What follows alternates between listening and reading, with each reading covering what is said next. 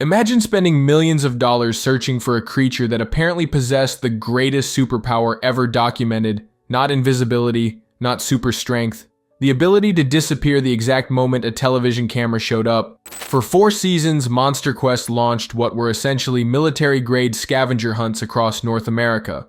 Thermal cameras, sonar systems, wildlife experts, forensic investigators, entire crews disappearing into forests, caves, lakes, and swamps in pursuit of Bigfoot, lake monsters, giant snakes, and anything else that would completely destroy modern biology.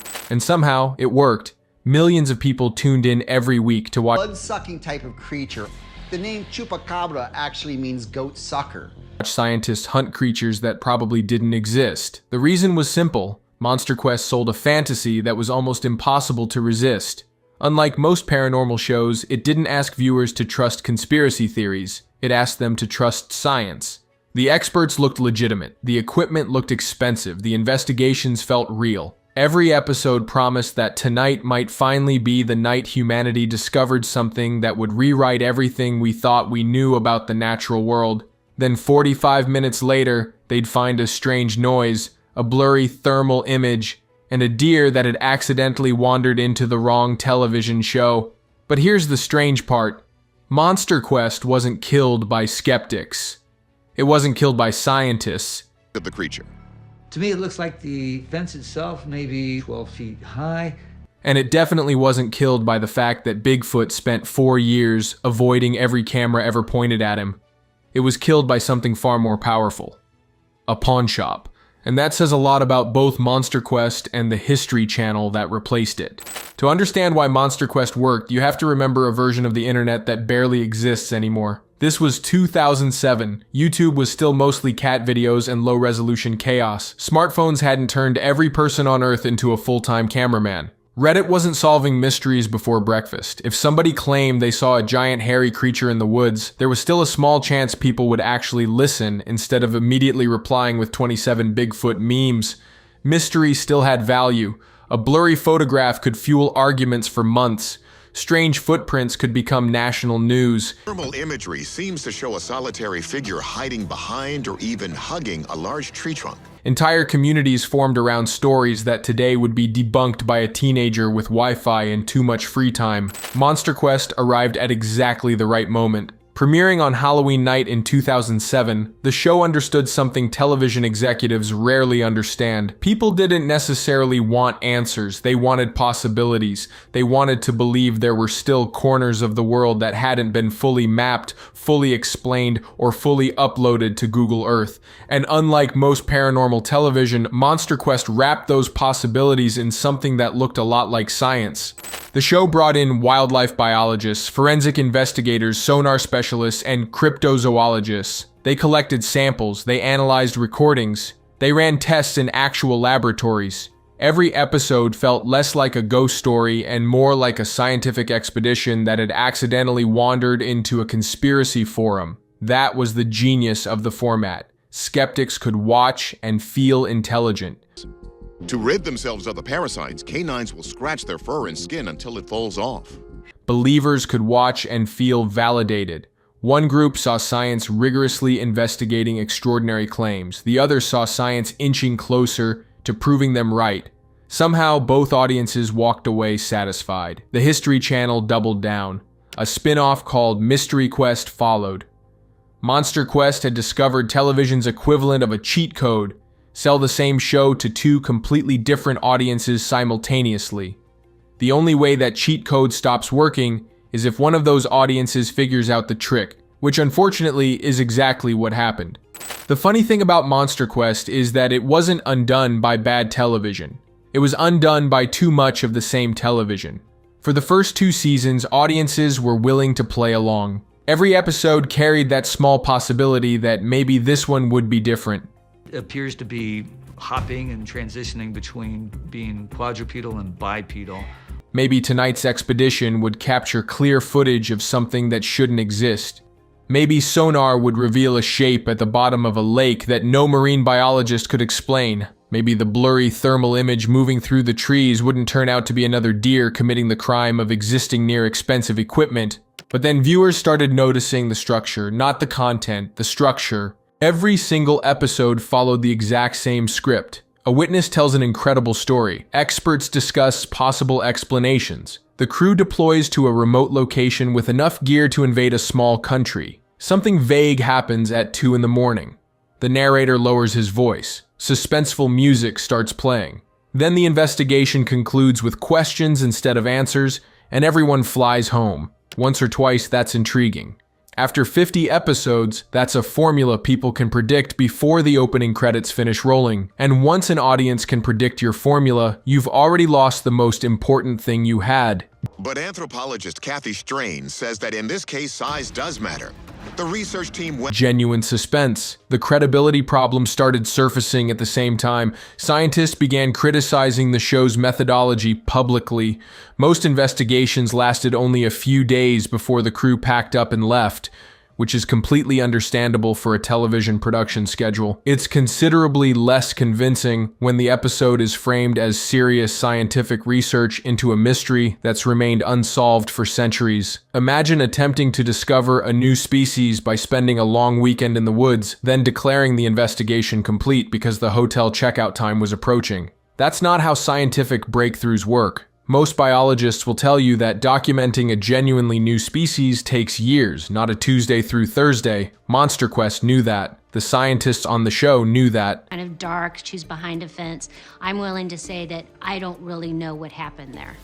Eventually, the audience figured it out too. Even more damaging was the backlash from within the cryptozoology community itself. When people who already believe Bigfoot is actively hiding in the Pacific Northwest start accusing your show of being too sensational, you've entered a very specific category of credibility trouble. You've managed to alienate both the skeptics who thought you were too credulous and the believers who thought you weren't serious enough. That's a remarkably difficult position to recover from. But the biggest threat to MonsterQuest wasn't coming from scientists or cryptid enthusiasts, it was coming from inside the building.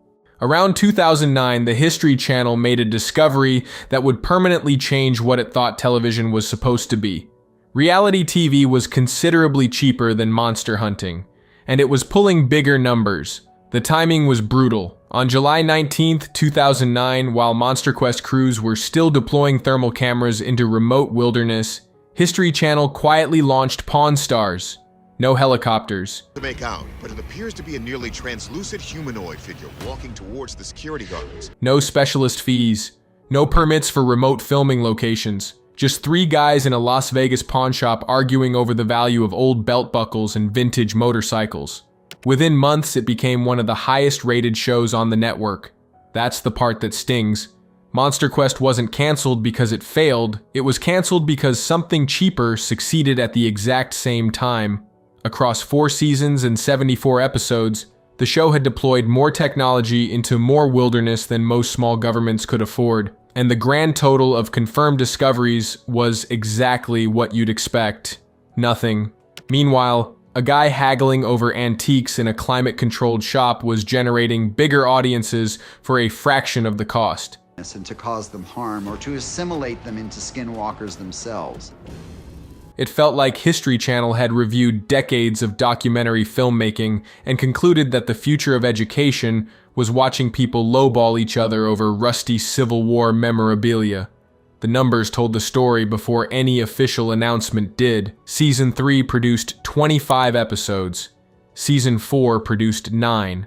That's the television equivalent of your boss scheduling a Monday morning meeting and then canceling it twice. Everyone already knows what's coming. On March 24, 2010, Doug Hodgachek posted a statement on the cryptozoology blog Crypto Mundo, confirming that History Channel had canceled the series to move in a different direction. Not a press release, not a network announcement, a blog post on a cryptid website. That's how MonsterQuest found out it was done, which is actually a fitting ending for a show about things that disappeared without explanation. And just like that, after 4 seasons and 74 investigations, MonsterQuest was gone, not because audiences had stopped caring, not because the format had become unwatchable, not because Bigfoot finally hired a lawyer. It disappeared because a pawn shop in Las Vegas cost less money and made more money simultaneously. Here's the irony though, the moment MonsterQuest vanished, it started becoming something it never managed to be. Don't really see any clothing. It seems to be like an all gray figure. While it was actually on air, a classic. Old episodes found new audiences online. Fans began sharing clips of investigations, debating whether that thermal shape in Season 2 was genuinely unexplained or just another large mammal near a camera. The show that couldn't sustain a weekly audience suddenly had a devoted one watching it years after cancellation. And as television executives have repeatedly demonstrated throughout history, there is only one thing they love more than a successful show they can bring back. The problem with rebooting MonsterQuest in 2026 isn't that the idea was wrong. Culminated in the Navajo witch purge, when 40 suspected witches were killed to restore harmony and balance to the tribe. The problem is that almost nothing from the original survived the process. Start with the most obvious one. The original producer, Doug Hodgacek, the man who built MonsterQuest from the ground up, is not involved in the reboot, which means the show carries the name, the logo, and 16 years of audience goodwill, while being made by an entirely different team with an entirely different vision. That's not a reboot, that's a brand license. The format changed too. The original MonsterQuest organized episodes around creatures. Bigfoot gets an episode, the Loch Ness Monster gets an episode. The monster was always the subject, which meant the investigation had a clear focus. The reboot organizes episodes around witnesses instead, cops, military veterans, Shifters that are able to transform from a human into any type of animal. campers. The creature becomes secondary to the testimony, which sounds interesting until you realize what it actually produces. Episodes that are essentially just people sitting in chairs describing something scary. Critics noted that witness accounts felt hollow and shallow, missing detail and coherence. Scenes are reportedly repeated and don't match the narration. The original MonsterQuest at least sent people into the field. The reboot fills runtime with reenactments, interviews, and AI-generated sequences. History Channel also launched a YouTube spin-off called MonsterQuest Origins, hosted by someone described as an occultist, which is a remarkable creative pivot for a franchise that spent 4 seasons pretending to do actual science. But here's the bigger problem. The reboot arrived into a world where the original show's entire formula no longer works. In 2007, a blurry thermal image could sustain genuine debate for weeks. Today, a viewer pauses the episode, opens 3 browser tabs, and finds 6 experts explaining why the evidence is nonsense before the commercial break ends. And even if the reboot somehow cleared that bar, There are theories that these skinwalkers are drawn to certain individuals. it still faces the one problem no production budget can solve. It isn't competing against the original MonsterQuest, it's competing against people's memories of it. Nobody remembers the 74 episodes that ended with 0 findings and a shrug. They remember the moments that felt genuinely inexplicable. That's what nostalgia selected for. Only the highlights survived. No reboot wins that fight. Because the opponent isn't a television show, it's a feeling. And you can't film a feeling with a thermal camera. Maybe that's why MonsterQuest still has fans at all. Not because it discovered Bigfoot, not because it proved anything, and definitely not because it revolutionized scientific methodology. People remember MonsterQuest because it sold something more durable than evidence. It sold the feeling that the world was still bigger than what we knew. That just by having somebody in a green camouflage suit and just kind of come out of the background. That somewhere beyond the highways and the parking lots and the constant noise of modern life, something genuinely unknown might still be out there waiting to be found. That possibility, packaged inside what looked like rigorous investigation, was the real product. The monsters were just the marketing, and for a while in a specific window of time when that feeling was still available to sell, the formula worked beautifully. The original series arrived at exactly the right moment.